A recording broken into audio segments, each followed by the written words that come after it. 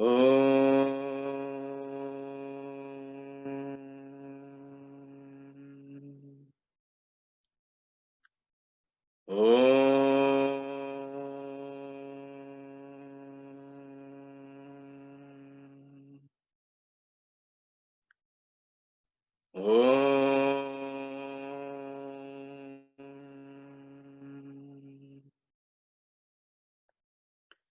you, Swami, for joining our weekly devotional program. I hope you are loving it and we wanted to make you happy. Thank you, Swami. Sairam, everyone, brothers and sisters, for joining our weekly devotional program. We are successfully doing this one because of your support and all the cooperations what we are looking for. And with that note, please sit and enjoy. We have a great program lined up today. I just wanted to have a couple of announcements to you. Please make a paper and pen, or if you are good in memory, please keep in that. Number one, always check on what we do, right? So that way we can improve, or we can come up with a new program. So which we are going to do.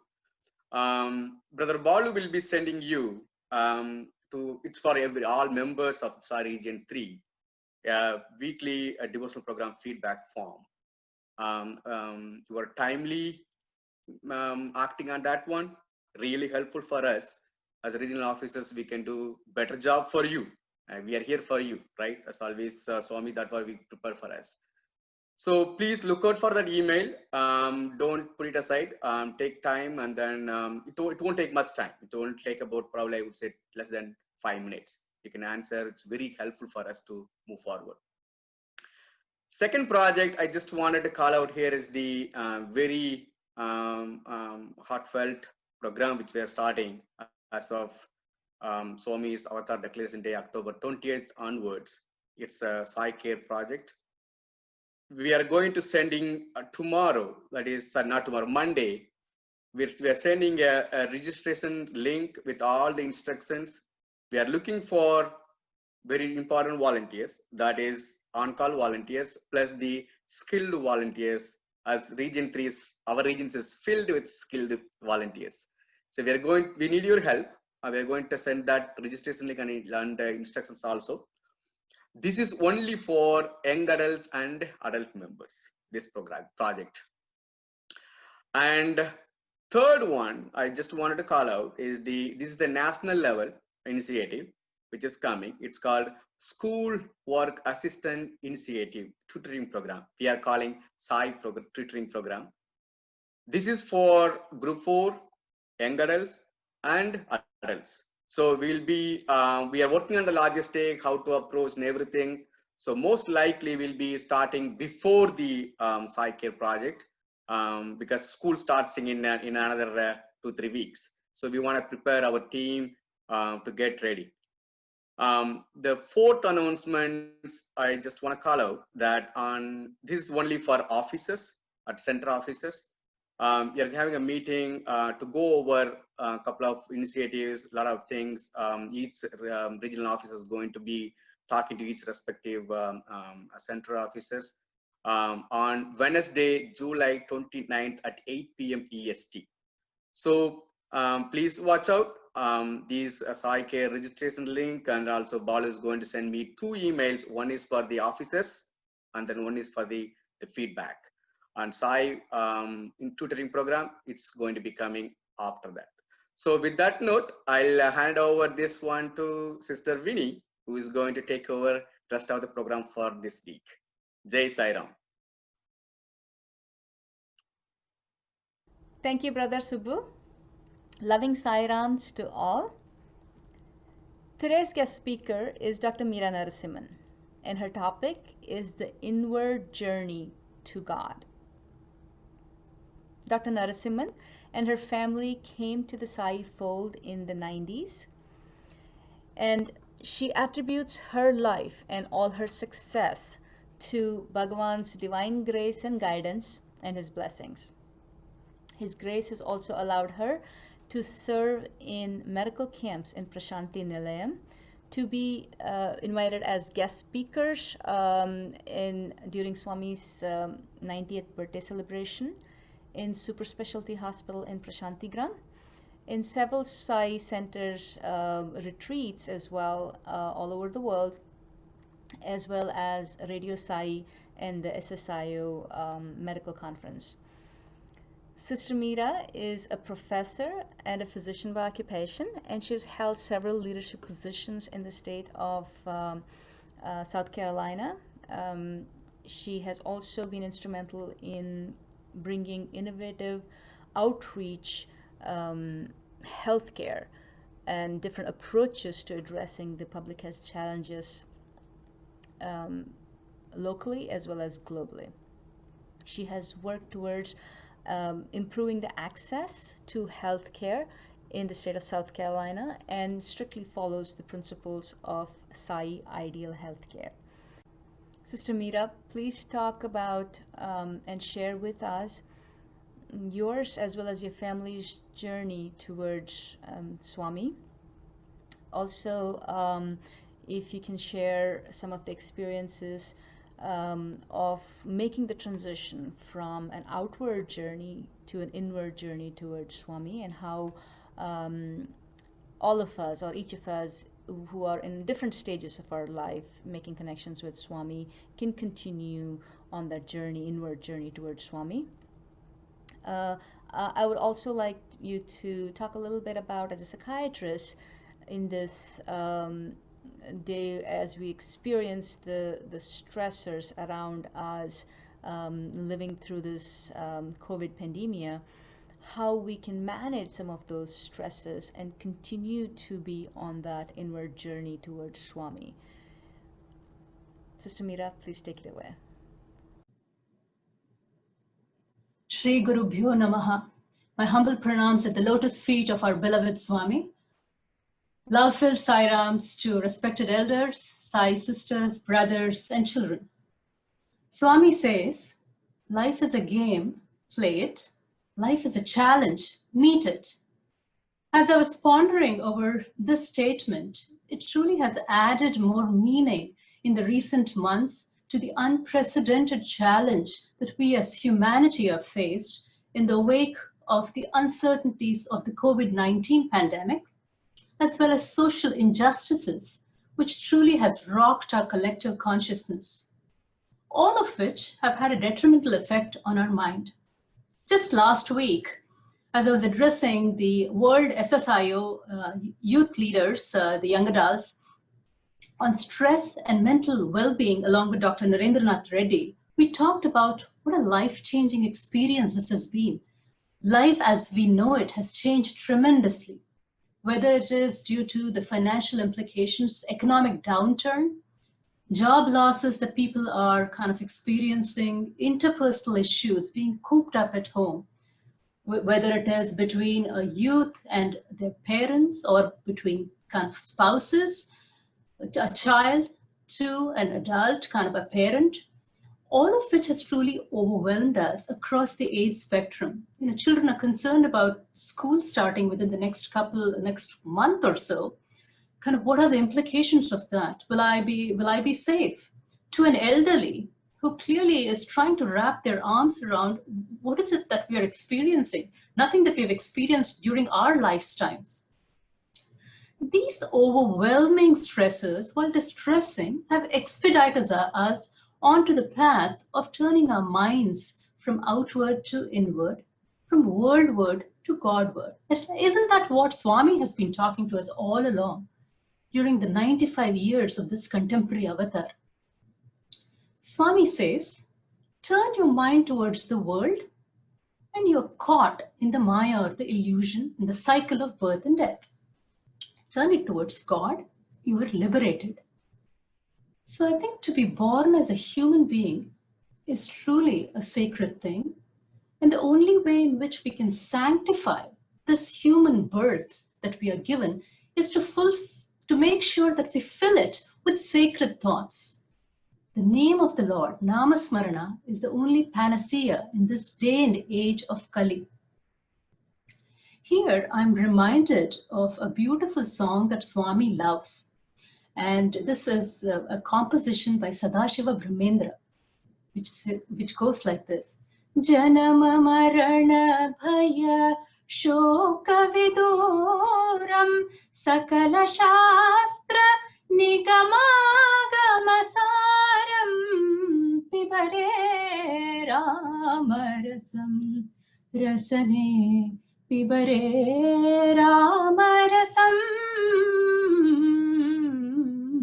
pibare ramarasam.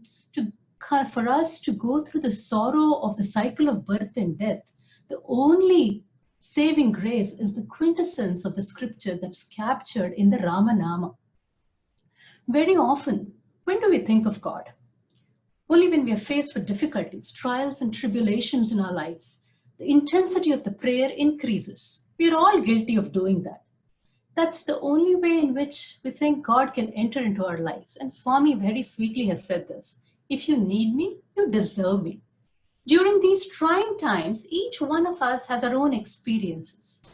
The way in which he gives you that sneak peek through the opening between the two curtains, just the beginning of a journey towards him. On this journey, he reassures us that this storm that you're currently encountering, this too shall pass. He teaches us faith, patience, Shraddha and Saburi as laid out by Shirdi Sai. We also need to remember that the diamond doesn't start off all polished and shiny. In the course of this journey, he makes us more humble, gives us the ability to persevere, all of which helps build character.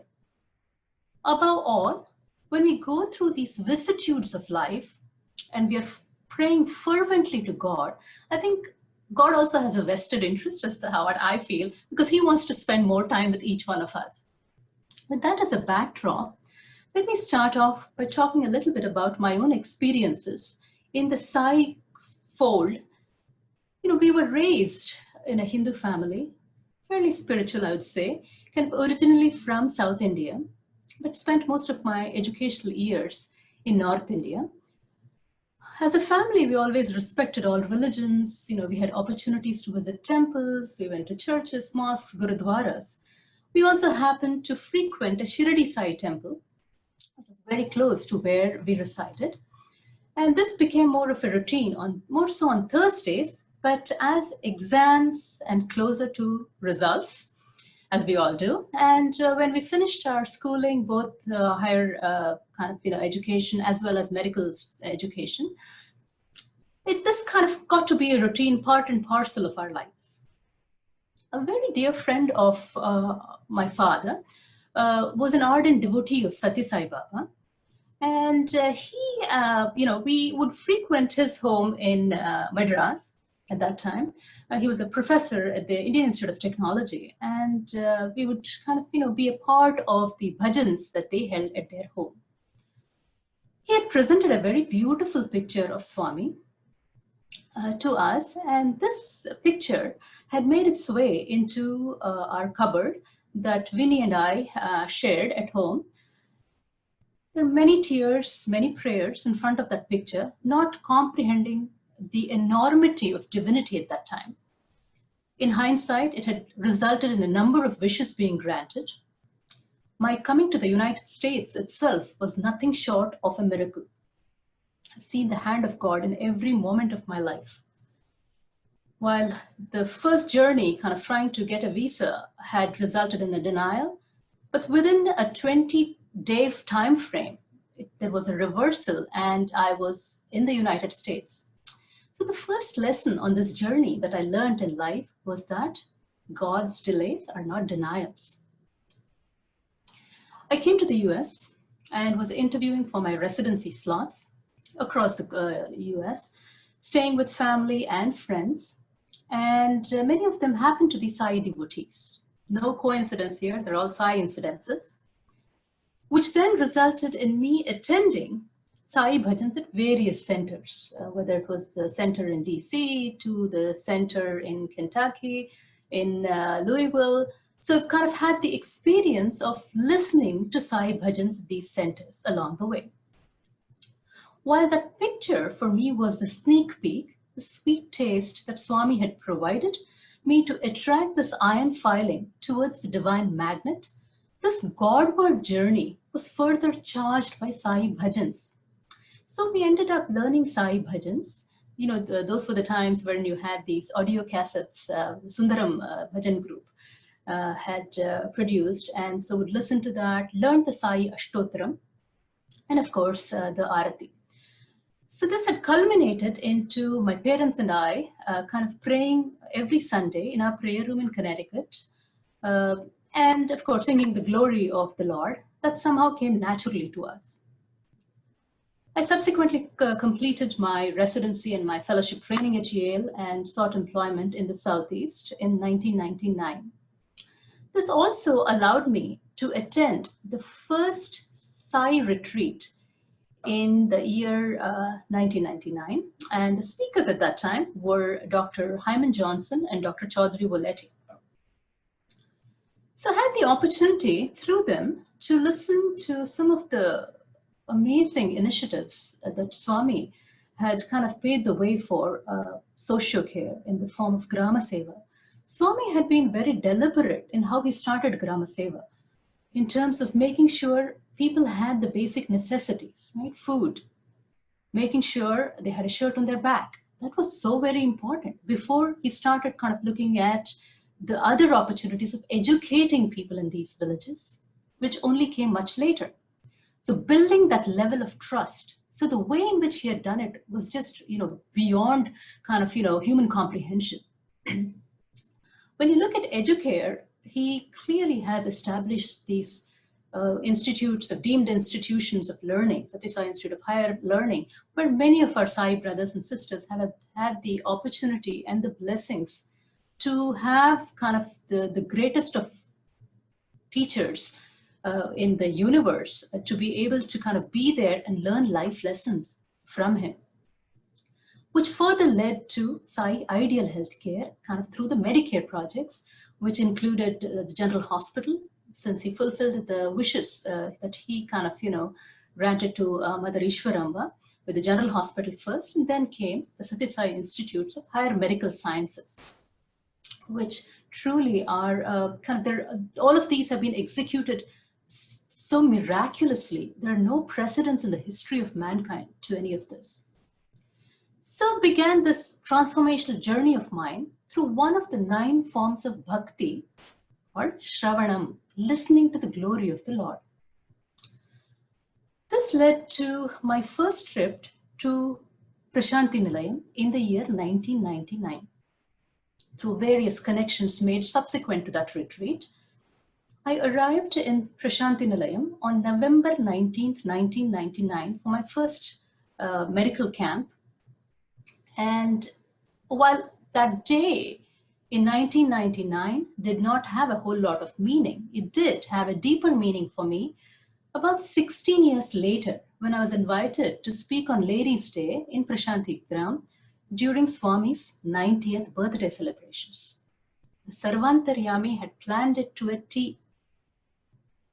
Then came my second trip to Puttaparthi, which was a part of the second medical camp in the year 2000. And that trip had a number of miracles that I witnessed as a neuroscientist. The first day of the medical camp, Swami was in darshan at Sai Kulwanthal as we were all seated. And then Swami comes in, stands before me and materializes Vibhuti, which to me, was a surreal experience. It truly startled me as to why would I be getting Vibhuti. That trip further resulted in about 5 days later into the very special day of Guru Purnima in 2000. And very many of my physician sisters and brothers had been getting the Sai Padukas. So I also had this intense urge and yearning to be able to possess a pair of Padukas. And of course, my sister had just kind of given birth to a baby boy. And so I also thought about kind of having another pair of Padukas bought for her. These were the days wherein they would allow the padukas to be taken into Sai Kulwant Hall. And so we were seated there and, of course, holding on to the padukas with a very dear friend of mine who held on to the padukas that were brought for my sister. Swami beautifully comes with the music playing into the Sai Kulwant Hall. You can literally see him glide kind of as he walks in, and just, grace kind of flowing in every direction. So he comes, and he's not on my side of the darshan line, he's on the other side of the darshan line. He comes kind of where I was seated, goes way beyond where we were seated. And so by then I had kind of, just reconciled with the thought, just having the padukas in his presence is blessings enough. Right at that moment, you could literally see Swami walk diagonally from the distance that he was at from me towards where I was seated and put both of his palms on the padukas that I was holding on to. This was truly what people talk about ananda or bliss, a blissful experience for me. Right at that time, as they say, the mind kind of starts to kind of, play tricks. So I was just thinking about kind of, this has been the greatest blessings of this Janma for me. My sister was not there, so I really wanted to give her the padukas that I was holding on to. Just when I had that thought, Swami goes in to the other set of padukas that my friend was holding on to and blesses those set of padukas.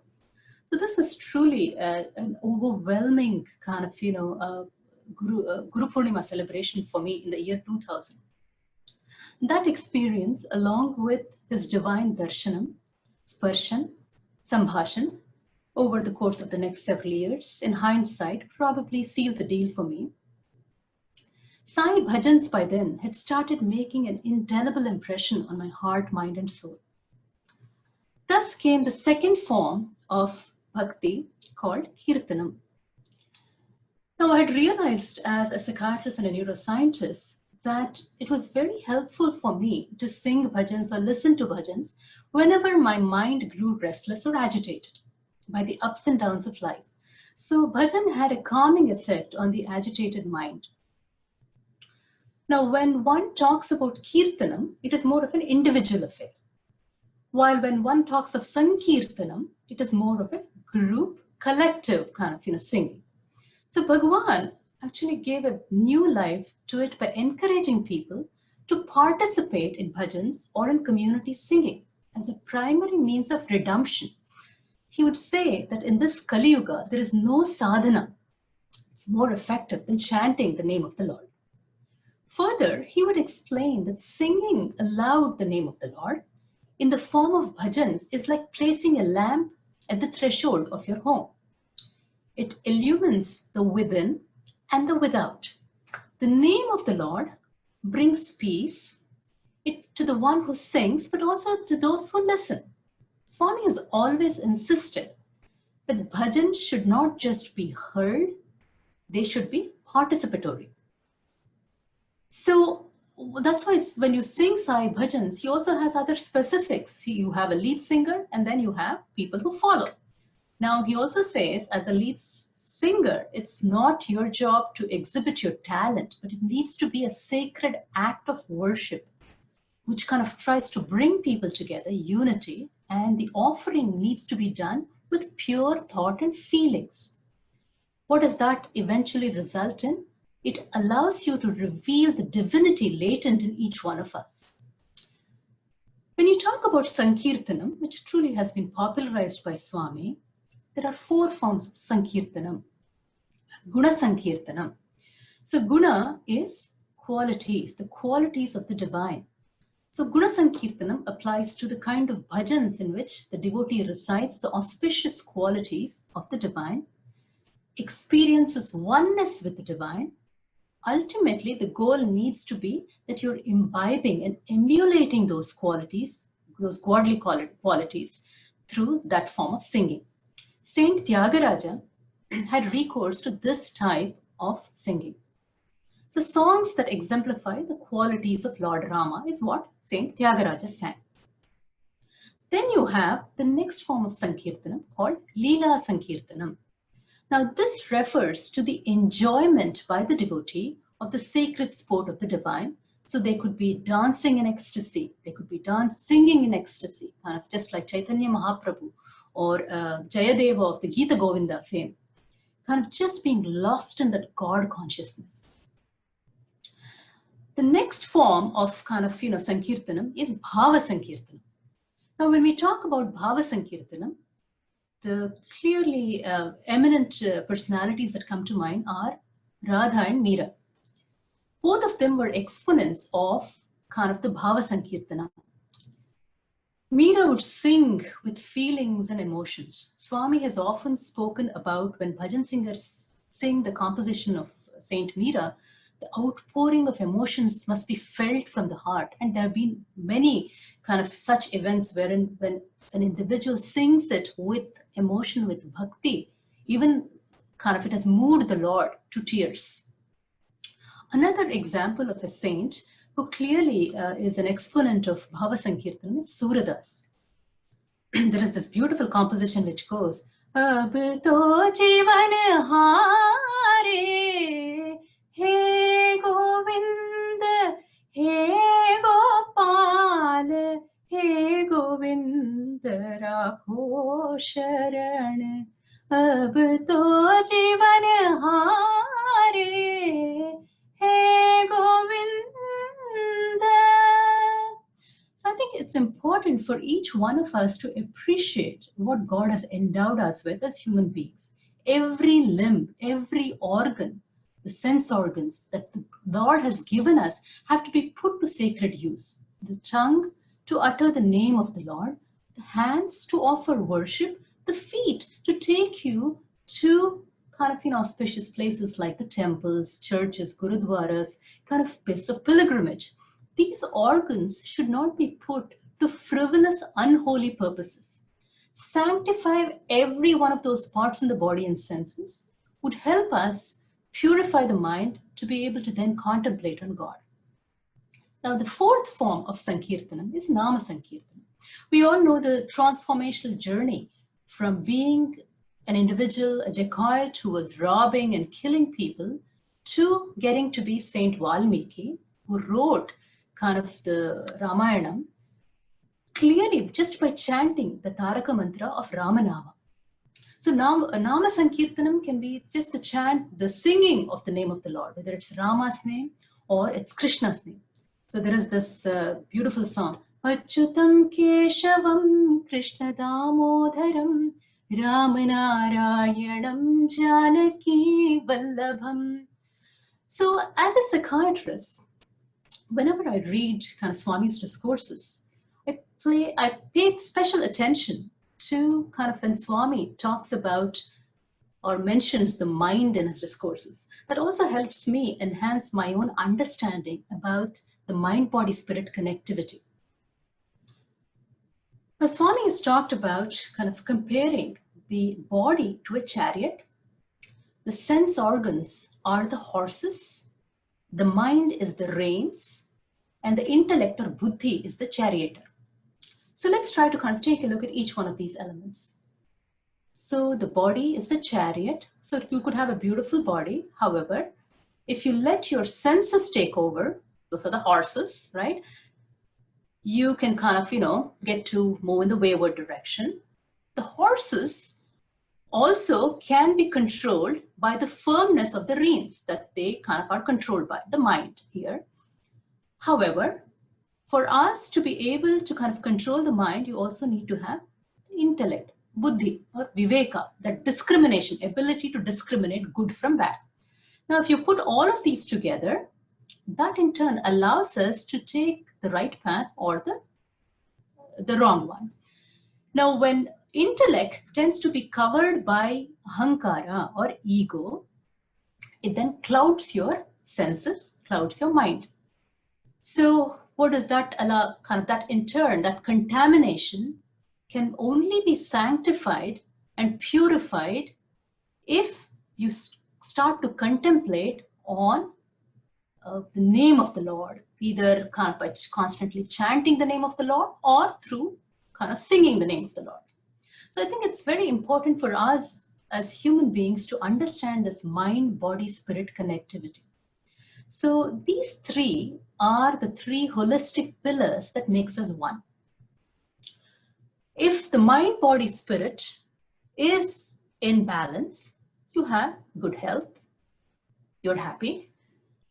If the mind, body, spirit equation is in disequilibrium, that's when an individual has dis-ease, not being at ease. So as I said, Swami has talked at length about kind of the mind. He also talks about kind of compares the mind to a housefly. So what does a housefly do? So it'll kind of, sit on sacred food, nibble that, and then a couple of minutes later, it'll be sitting on a garbage dump and trying to kind of feed on that. So the mind of a human also oscillates between good and bad. So one moment we may be having kind of, good thoughts, we are kind of just positive thinking, and then the very next minute you're thinking negatively about another individual or kind of entertaining all these depressive thoughts. So that tends to happen. And Swami is, in addition to the chanting of the name of the Lord, Swami talks about satsangs. Why are we doing this? Clearly the COVID-19 pandemic hasn't allowed us to kind of meet in person, but we're still continuing with these kind of virtual kind of meetings. And there's a reason for that. Satsang. Satsangatve Nisangatvam by Adi Shankara.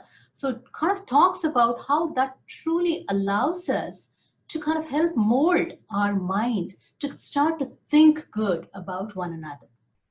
Similarly, Swami says the food that we eat affects our mind. What does he mean by that? So I'm trying to kind of put this into practice and to context of what each one of us is experiencing with the COVID-19 pandemic. So food that we eat affects our mind. As is the mind, as is the food, so is our mind. As is the mind, so are our thoughts. As are our thoughts, so is our conduct. As is the conduct, so is our health. So you can see a connect between mind, thoughts, conduct, eventually health, has a bearing on our health. So when Swami says that, he's talking about food, which has a much broader connotation. He's not just talking about the food we eat or consume. He's talking about the feeds that we get from our senses, the panchendriyas, what we hear, what we see, what we smell, what we touch, what we taste. So I'll give you an example here. So we've been constantly kind of, have this news cycle with COVID-19. Things on social media, kind of, things that are true, things that aren't. So what are we doing? We're constantly feeding that information into the mind. That in turn can have a truly detrimental effect, and hence you see in overwhelming stress, which can eventually culminate into depression or anxiety, more of a psychopathology.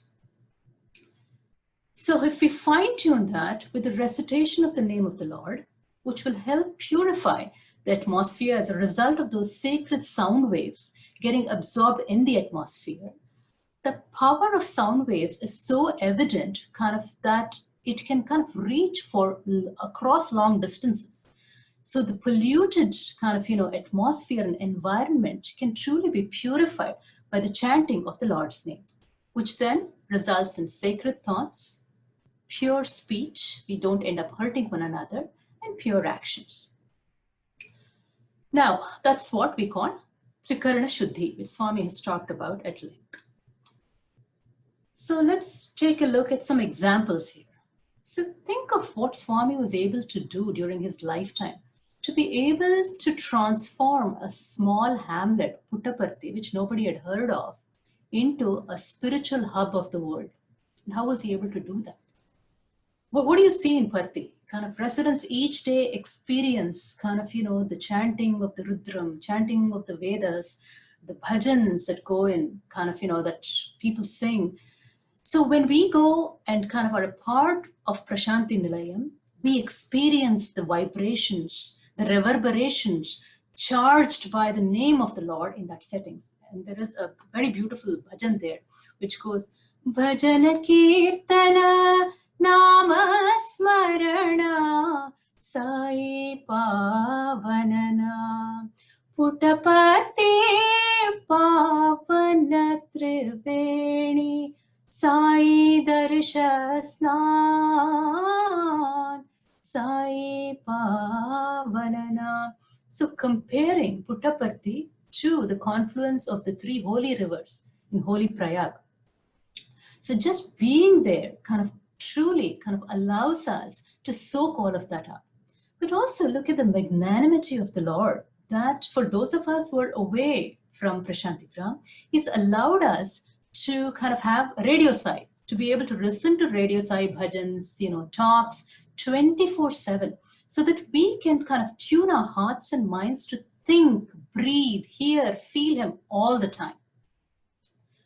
So turning your mind inwards, connecting with the Hridaya Nivasi, the indweller, during good times and not so good times, gets your mind, body and soul in perfect harmony and helps us to feel more grounded. It also allows us to maintain a healthy body and a healthy mind and a healthy body so that our life is a happier life. I'll give you an anecdote here about just the power of kind of, just singing the name of the Lord. So this was 2017, I believe November 22nd. So I had even though it was a short week, the Thanksgiving week in the US, it was a stressful week for me, having a leadership role in academia. And I was kind of coming back home and I was listening to one of the CDs, Sai Bhajans, which I normally play when I kind of am in the car. And this happened to be the rendition of Pannaga Shayana Kali Avatara by Ravi Kumar. So as I was listening, I was kind of so enamored and so kind of, caught into the seeing Swami as Lord Ranganatha, that I completely lost the track of time, and I was just driving, and all of a sudden, it was a beautiful kind of day, bright kind of sunshine, the sky was blue. It's just an amazing kind of experience. As I was driving, something kind of an inner voice told me to just look up to my left, and as I looked up, I saw a beautiful rainbow. As you are contemplating on the Lord, what He demonstrates to you is that kind of, I permeate the entire universe. Adi Ananta, the entire universe was Him. So as they say, at the end of the rainbow is the treasure of treasures, our dear beloved Lord. So devotional singing, an outpouring of love to the God, and it's the easiest way, I think, to connect with Him. And again, in this Kali Yuga, there is nothing kind of easier and better for each one of us to do. Of course, when we sing, it also needs to be filled with bhava, feeling, raga, melody, and tada, rhythm. A song that's sung melodiously with all three of these ingredients tugs at the heartstrings of the Lord. Bhagavan has often said that it's always commendable to participate in Akhand Bhajans. That's why He started Akhand Bhajans, so that we are all striving to remember God, kind of at least for that 24 hours that we sing those bhajans. One may attend to their duties in accordance to their kind of roles in life, but the mind should always be engaged in Akhanda Namasmarana, incessant remembrance of the Lord's name. Just as one's breath is ceaseless, the chanting of the name should also be ceaseless. Here, I'm reminded of a beautiful kind of story, which clearly Swami has narrated and is in many of the publications of Sakubai. She was a saint from Maharashtra. So she went through a lot of kind of, hardship in her life with her mother-in-law, kind of, being, having to live in poverty. But all that she did was she was a very staunch devotee of Panduranga in Pandharpur, Vithala. So she would kind of, as she was making any household chore, she would constantly be chanting the name of the Lord, Rangaranga, Panduranga. So as she was making these cow dung cakes, which is used for fuel for cooking, she would kind of, make those cakes and would constantly chant Rangaranga, Panduranga, and then put it to dry. Around the time that she was in that village, one of the saints who's kind of, who later got to be called Namadeva, he was Vamadeva before, one of the brothers of Gyanadeva. So he happens to come visit this village, and he's heard a lot about Sakubai and how kind of God has been so gracious to her. So he comes in and he's having a conversation with her. That's when she mentions that, as she's kind of drying these cow dung cakes, it seems like somebody has been kind of, stealing those cakes. So it's a common area that they dry these cow dung cakes. So Namadeva says, how do you know it's your cake that's being stolen? So she brings one of those dried cakes. So Namadeva kind of holds on to the cake and close to his ears and listens to it. And from the cow dung cake reverberates Rangaranga Panduranga. It shows the ability of chanting the name of the god can also permeate into an inanimate object like the cow dung cake. Which then brings us to another form of bhakti called smaranam. Prahalada constantly remembered the Lord, despite the horrific atrocities that he was subjected to by his dad. Prahalada, as a child, comprehended divinity. Mind, body, soul turned to God. When Hiranyakashipu asks him, show me where your Lord Narayana is, he says he's everywhere. Is he in this pillar? He replies in affirmative because of his conviction and faith in God. And that's why he saw God everywhere, and hence God appears from the pillar. Here I'm reminded of another anecdote, which was in 1972 by Major General Mahadevan, who happened to lead the Indian armed forces in the Indo-Pak War. And he was stationed in Ladakh, close to the LOC, line of control. And so before he goes to Ladakh to his station, he kind of comes in and visits Puttaparthi. And at that visit, Swami tells him, why fear when I am near? So very often we have heard Swami say, why fear when I am here? But he kind of changes the last word by saying, why fear when I am near? So he doesn't kind of quite get it. And so Major General Mahadevan kind of goes back to Ladakh. And so he is praying as they're getting ready for war, prays to the picture of Swami in his room, and looks at the picture as he's praying. Mounds of vibhuti start appearing on Swami's picture. This offers credence to what Swami had told him in Puttaparthi. Why fear when I am near? Just to give you a sense of the omniscience, the presence of God. I'll give you another example here. About 8 years ago, we were in Bali. And so I had been invited to speak at one of the centers in Bali. And so as we were sitting in the hotel room, we were just thinking if we had the opportunity to sing, in our family, everybody sings. So we said, we should definitely do Jaya Lambodara Pahima. So we end up going to the center. And so there were already assigned bhajans, so we didn't have the opportunity to sing. So we are seated after the 3 ohms, the men's side starts to sing. And you could, the first song that begins is Jaya Lambodhara Pahima. So again, just every conversation that you have is heard by the Lord. There was a mini retreat that we had about 12 years ago in Colombia, even though we don't have a center as such. And the speakers at that retreat happened to be Geeta Ram and Mohan Kalangur. So they had stayed with us, and as we were taking them to the venue, which happened to be the Hindu temple here, I had the CD of Bhadrachala Ramadasa by Balamurali Krishna, which was playing the various songs. So both of them Geeta said she loves that, and so did Mohan. We end up going to the temple, and of course, the talks, which we did not know what the topic of the talks was, Mohan spoke about Namasmarana.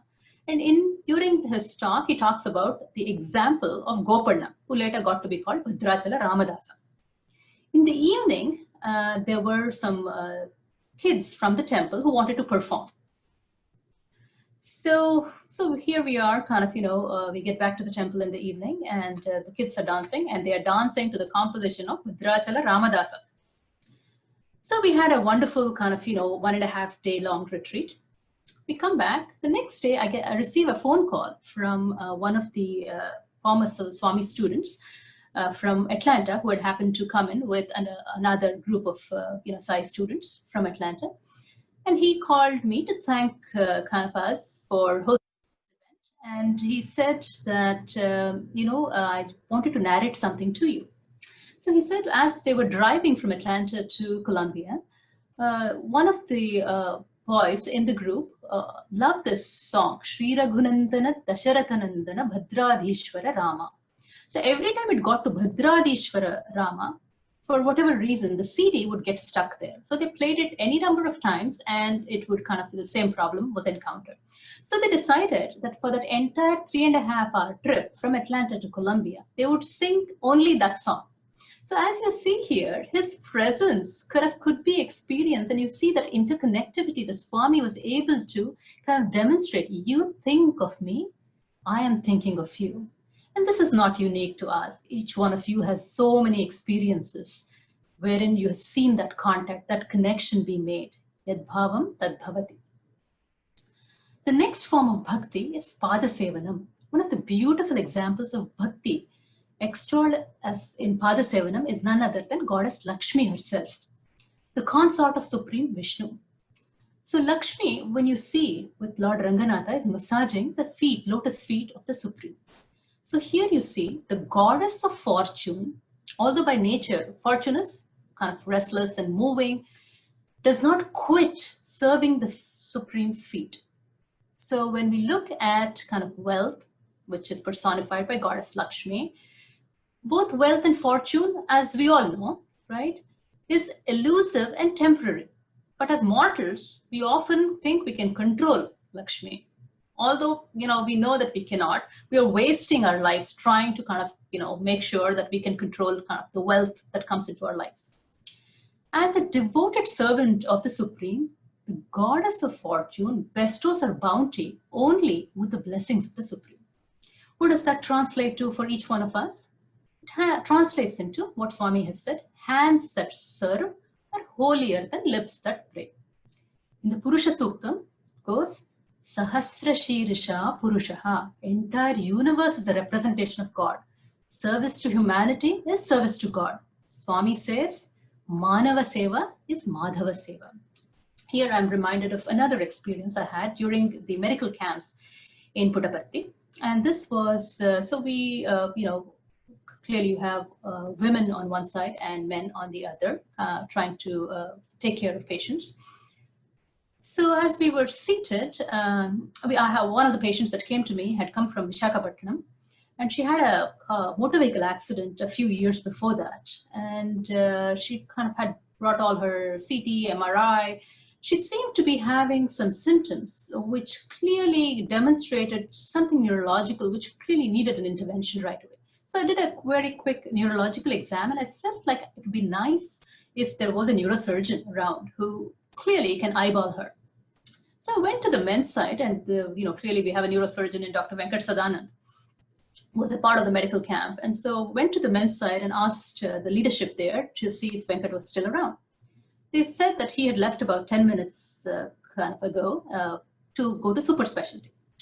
So I felt really bad. I mean, here is this lady who travels all the way from Visakhapatnam, comes to Prashanti Nilayam, kind of gets checked out, and we know that she needs kind of, some level of care, especially from a specialist. So I came back kind of a bit dejected, but I also knew that, if I continue to pray to Swami, he's going to work kind of some miracle. So I kind of, said a prayer as I was walking the hallway. Come in, and she's there. She's kind of looking at me to see if I was able to locate the neurosurgeon. And so I came back and I kind of seated myself.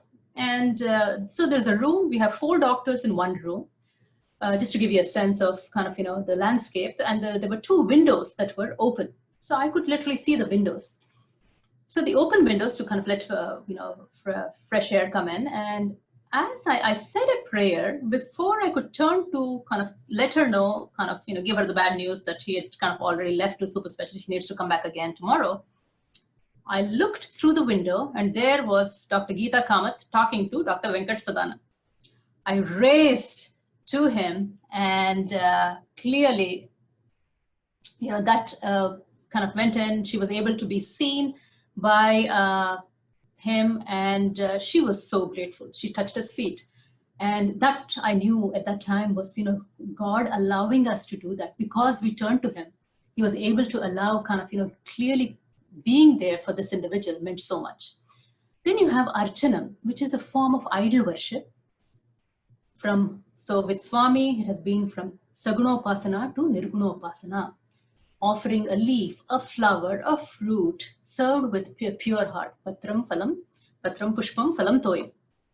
Here, I would like to kind of narrate, about a few years ago, my sister hosted an Akhand Bhajan at her home. So my mother has the habit of making a garland for these events. So she had made a garland with so much of love. My sister kind of came in and said there was another Sai family who was bringing in garland from Dubai. And so they wanted the central picture at their prayer room to be adorned by that garland. And so which meant, so this is the Abhayahasta picture, the central picture. And then to a side is the picture with the Swami with his hand like this, sitting on a throne. So the garland that my mom made was kind of adorning the picture onto the left. So we came in a few minutes before the Akhand Bhajans began. So my parents and I were the only ones in the room. And so we kind of, my mom has a habit of bowing in front of the Lord. She bowed and you could see she was kind of, she was a bit sad that it didn't adorn the central picture. She's bowed down and said, Sai Rama. So the garland from the picture, kind of the picture on the left, which she had made, kind of just fell on the ground. And even though it had been reinforced. So just to let you know, kind of, you offer anything to him with a pure heart, he accepts it. Then you have Gajendra Moksha, kind of Vandanam, wherein prayer is a reflection of spiritual realization and unique relationships with God. And then, of course, we have Dasyam. Hanuman embodied the spirit of Dasyam, kind of talked about, we would talk about the attitude of servitude when serving God, and that was exemplified by Hanuman. There is this bhajan which goes, Hanuman ke rom rom mein sada basat Shri Ram Ram Ram, Shri Ram Ram Jaya Ram. Sarvada sarvakaleshu sarvatra harichintanam, kind of tuning your mind every day, every moment towards the Lord. Arjuna is a great example of Sakhyam, which is the friendly sentiment towards God. And for him, when he had that moment about how is he going to fight kind of his own kith and kin, trying to look at his friend as Vishwarupa, Brahmanda Nayaka, who helped kind of, steady his weak, wavering mind so that he could fight, do the right thing, uphold dharma. So that one-pointedness was kind of demonstrated to him by Lord appearing in that form. And finally, you have Atmanivedanam, surrender to the Lord. Sugriva initially kind of didn't have that much of kind of, faith in Rama, but the subsequent kind of turn, he had that, he completely surrendered to Lord Rama and was thus able to regain his kingdom. Very recently, we were in India, and as a physician, we've never kind of used services, healthcare services in India. One of our family members had been hospitalized and so had to be sent to the ICU during this time. And here I was, a physician, not being able to do anything. So all that I said was, Swami, I kind of surrender to you. And I prayed fervently. As I walked in to talk to the doctor, so he had a mask on in the ICU. And I was telling him that very day I was supposed to leave for Puttaparthi. And I kind of was just mentioning it to him. He looks at me, couldn't see his expression, looks at me, his eyes kind of look at me. He reaches out underneath his scrubs, takes out a pendant and she says, I also work at Super Specialty. And here is a locket Swami materialized for me. And that's when I realized and saw the hand of God taking care of this family member and all of us. So as our journey kind of, into kind of the Sai fold, with Sai to Sai, we all experience chamatkars or miracles that then leads us to kind of incorporating human values, samskar, intended to transform and reform man, which then leads to paropakar, which is service, being a humble servant of the society, and ultimately culminating into sakshatkar, which is expansion of love through paropakar, makes a person aware of the cosmic love, the realization of self. COVID-19, while has taken an emotional toll on each one of us, it has also been a blessing in disguise to reflect on Swami's teachings. Service infused with bhakti is the simplest spiritual practice to tune one's mind from outward to inward, worldward to Godward. Please remember, spirituality is not an exercise, it's a lifetime commitment. Swami says the difference between somebody who's a part-time devotee or a worshipper to one who is a true devotee is that part-time devotees, which very many of us are, is rooted in the fulfillment of our desires or some other personal benefit. A true devotee, on the other hand, has no reason to love God. As the bhajan goes, no reason for love, no season for love, no birth, no death. Swami says, if you are a permanent devotee, I too shower constant grace, give you bonuses. He also says, I'll give you dearness allowance. Not just that, I'll give you pension for life. Nobody seems to be interested in being that permanent devotee. We need to remember that Swami's messages and teachings are not hollow speeches. They're sincere demonstration of his love. His assertion, my life is my message, and now my life is your message, implores each one of us to follow his teachings, to continue his legacy, which is kind of an incredible gift for each one of us in this lifetime. I've always marveled at the way in which Swami has simplified life philosophies and scriptures and given us the solutions to every problem in life. I'll end with this bhajan, the 4 lines of a bhajan, which truly encapsulates the essence of happiness and peace for healthy living.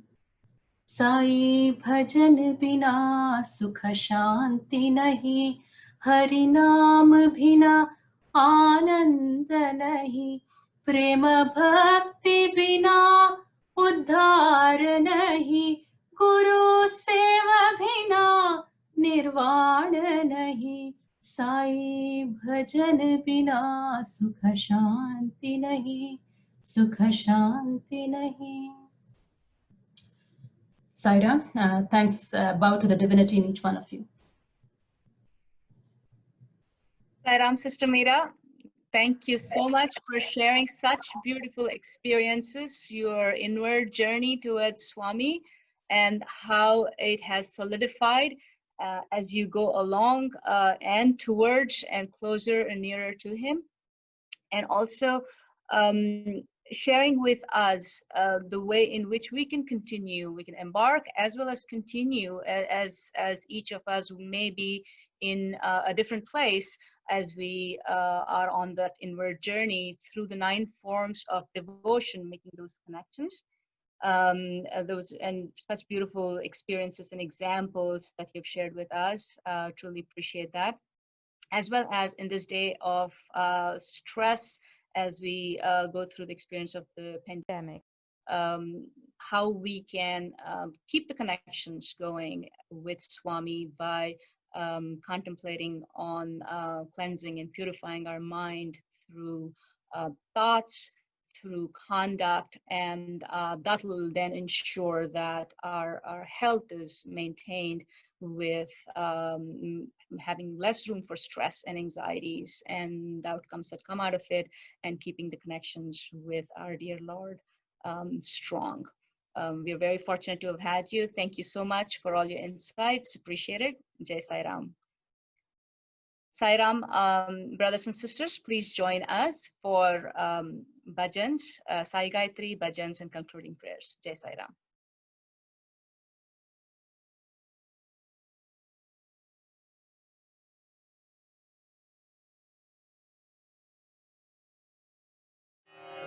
ॐ साईश्वराय विद्महे सत्यदेवाय धीमहि तन्नः सर्वप्रचोदयात् ॐ साईश्वराय विद्महे सत्यदेवाय धीमहि तन्नः सर्वप्रचोदयात्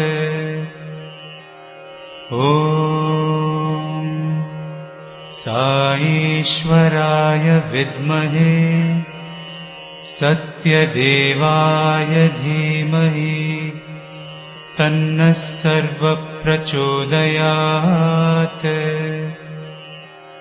ॐ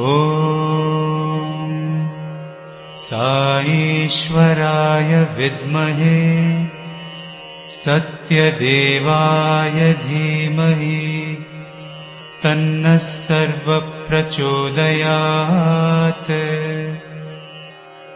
ॐ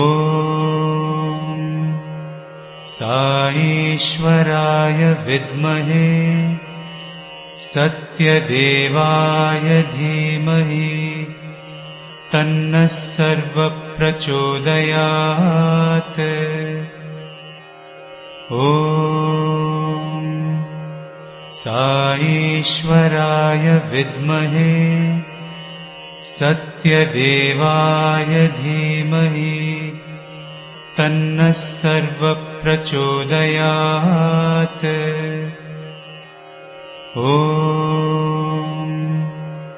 साईश्वराय विद्महे सत्यदेवाय धीमहि तन्नः सर्वप्रचोदयात्।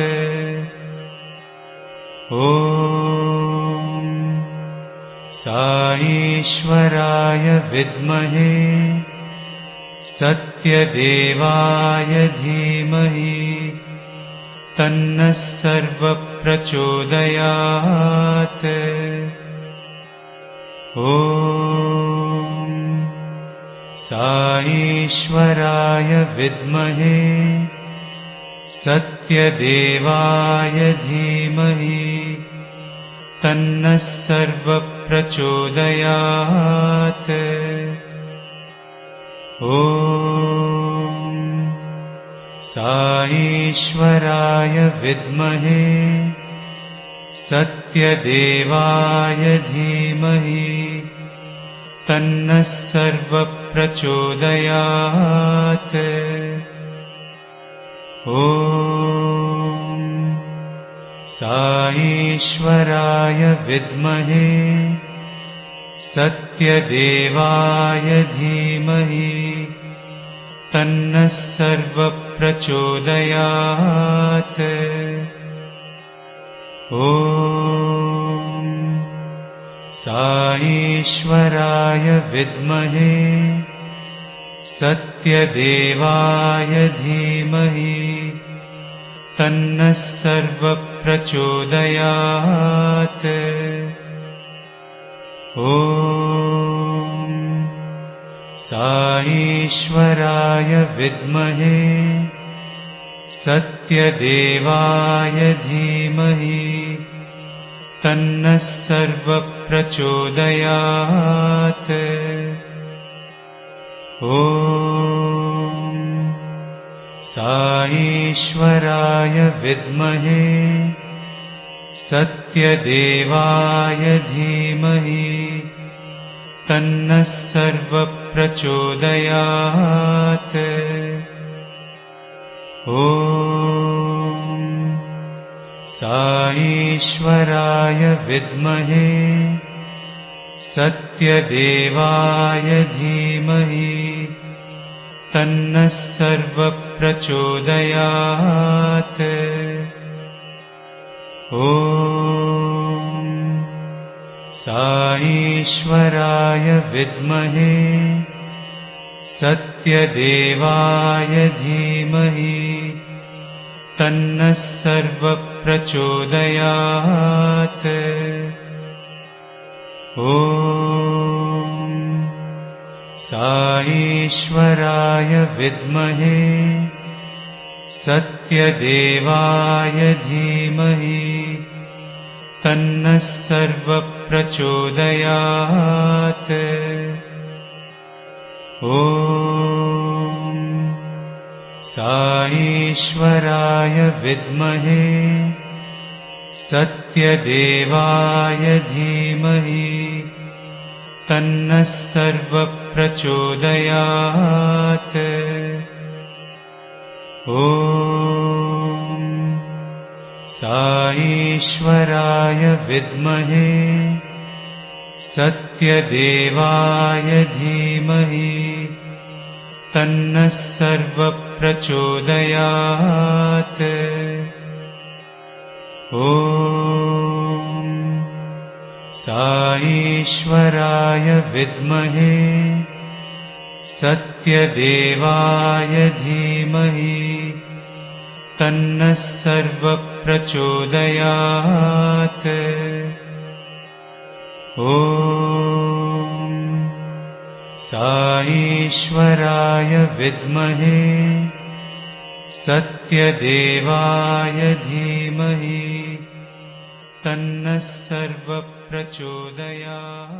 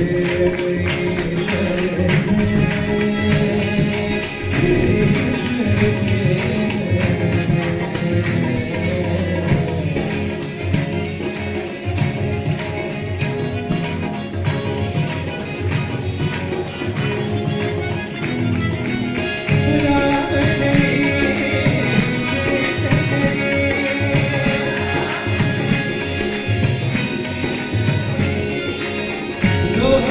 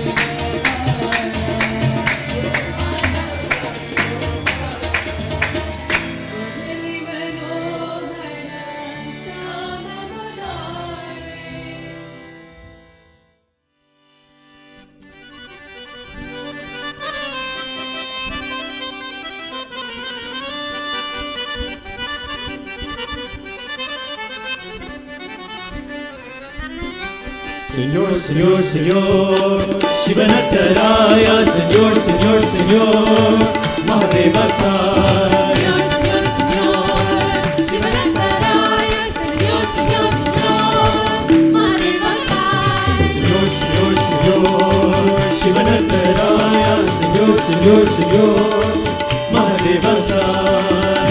Señor, Señor, Shivanatharaya, Señor, Señor, Señor, Mahadeva Sai. Shivanatharaya, Shivanatharaya, Shivanatharaya, Devi Corazón. Shivanatharaya,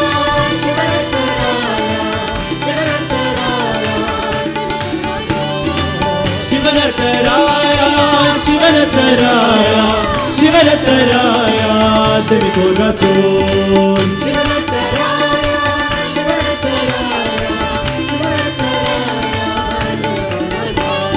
Danza, danza, danza, Señor, danza del tambor. Lléname, lléname, lléname de amor.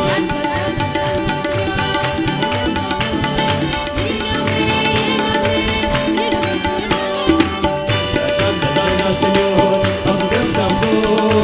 Lléname, lléname, lléname de amor.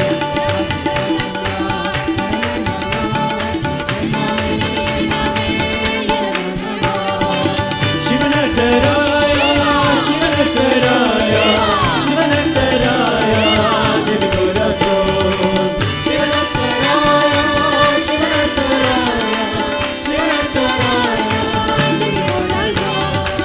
Shivanatharaya, Shivanatharaya, Shivanatharaya, Devi Corazón.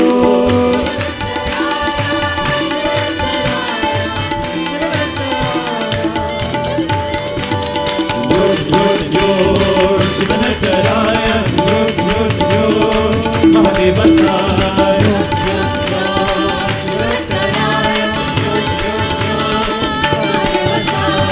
Shivanatharaya, Shivanatharaya, Shivanatharaya, Devi Corazón.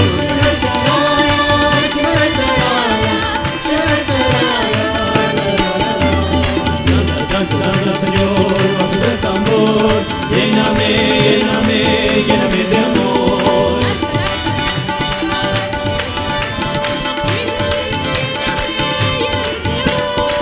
Shivanatharaya, Shivanatharaya, Shivanatharaya, Devi Corazón.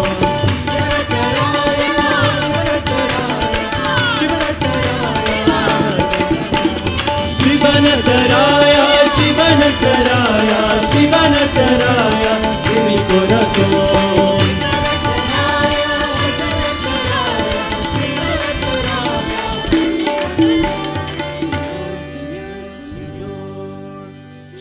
Shivanatharaya, Señor, Señor, Señor, Mahadeva Sai.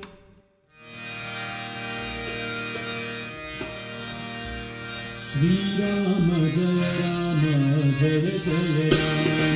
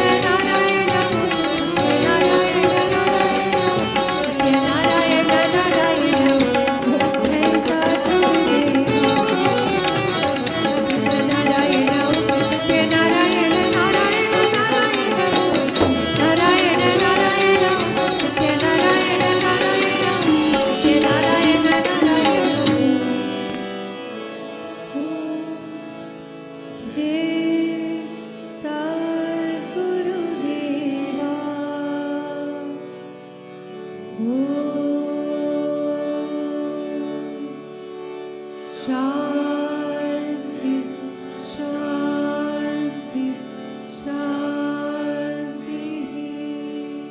समस्तलोका सुखिनो भवन्तु समस्तलोका सुखिनो भवन्तु समस्तलोका सुखिनो भवन्तु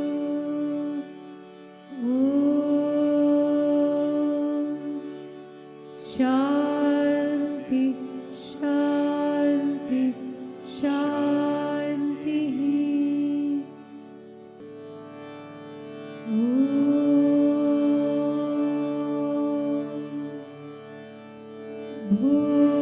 भूर्भुवस्सुवः तत्सवितुर्वरेण्यं भर्गो देवस्य धीमहि धियो यो नः प्रचोदयात् अशीमवहु वहिष्ठेमस्ति उष्टास्ति उष्टाहमय शतशाय वहिष्ठायशि नमो तस्सा भगवतो अरहतो सम्मा सम्बुद्धस्स बुद्धं शरणं गच्छामि धम्मं शरणं गच्छामि संघं शरणं गच्छामि श्मा इस्राएल अदोनाय एलोहेनु अदोनाय एहाद अदोनाय एहाद Adonai Echad. Our Father, who art in heaven, hallowed be thy name. Thy kingdom come, thy will be done, on earth as it is in heaven. Give us this day our daily bread, and forgive us our trespasses, as we forgive those who trespass against us. And lead us not into temptation, but deliver us from evil. For thine is the kingdom, and the power, and the glory, forever and ever. Amen. Bismillah ar-Rahman ar-Rahim. Bismillah ar-Rahman ar-Rahim. Bismillah ar-Rahman ar-Rahim. La ilaha illallah, Allah, Allah. La ilaha illallah, Allah, Allah. La ilaha illallah, Allah, Allah. La ilaha illallah, Allah, Allah.